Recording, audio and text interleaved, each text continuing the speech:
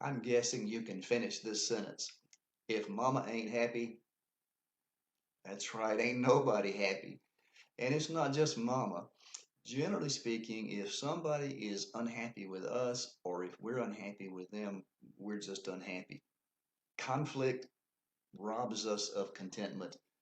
It's unavoidable with people. It may be even more likely in a time like this when there's some extra stress, there's some extra time together that may generate some tension. In all of those things, um, Paul would offer a suggestion: work on reconciliation, and then you can find rejoicing.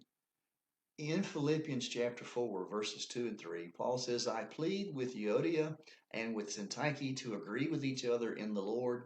Yes, and I ask you, loyal yokefellow, help these women who have contended at my side in the cause of the gospel. Paul says, let's get these people to get along. There's apparently some tension, some conflict. We don't know what it is.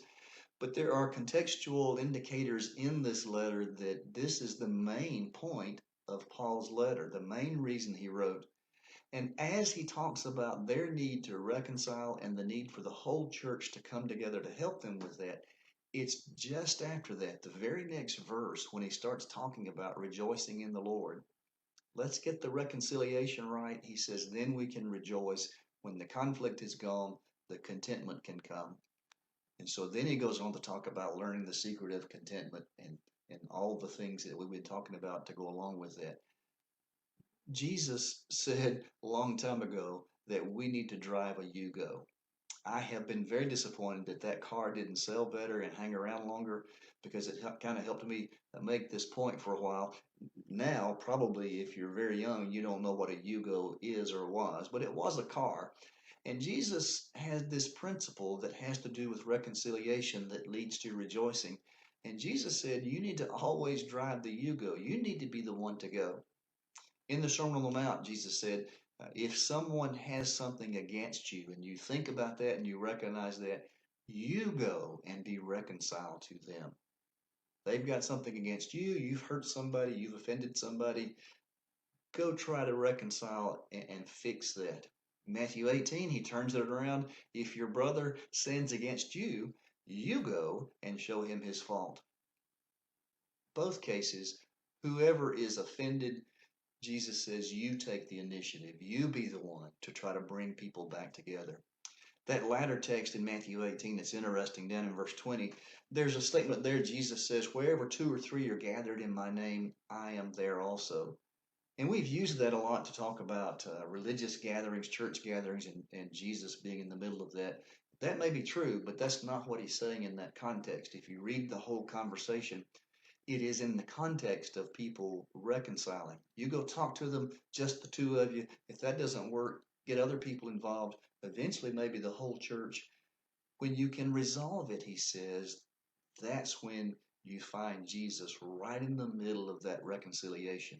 That's why he came to earth, to bring us back together with God and to bring us back together with people.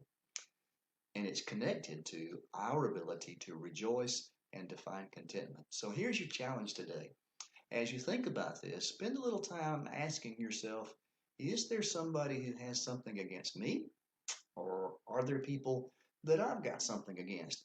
It's probably gnawing at you if it's there, robbing you of contentment. Take the time to identify who that is, and then take the bold step to contact that person and ask, how can we work this out? How can we be together? You may not always come to agreement, but you can come to this attitude of we accept and love each other anyway. When mama's happy, everybody's happy. When the people around us are okay with us and we're okay with them, it's a whole lot easier to find contentment. Look for it today. As Jesus says, be a peacemaker. Everybody will be blessed. Let's have a great day. There's a promised land untouched by men, prepared for the saved and the blessed. A city built foursquare, far away somewhere, as a home for the saints to rest. So many have tried, but they couldn't describe all the beauties on that bright shore. For it's never entered into the hearts of men what the Father has in store. I could sing about heaven for 1,000,000 years and never get a story told of the jasper walls and the gates of pearls and the streets made of pure gold. Even John the Revelator in the heavenly vision could never really say what he saw. I could sing about heaven for 1,000,000 years and still I could never tell it all. From the throne there springs a glimmering stream of waters pure and sweet.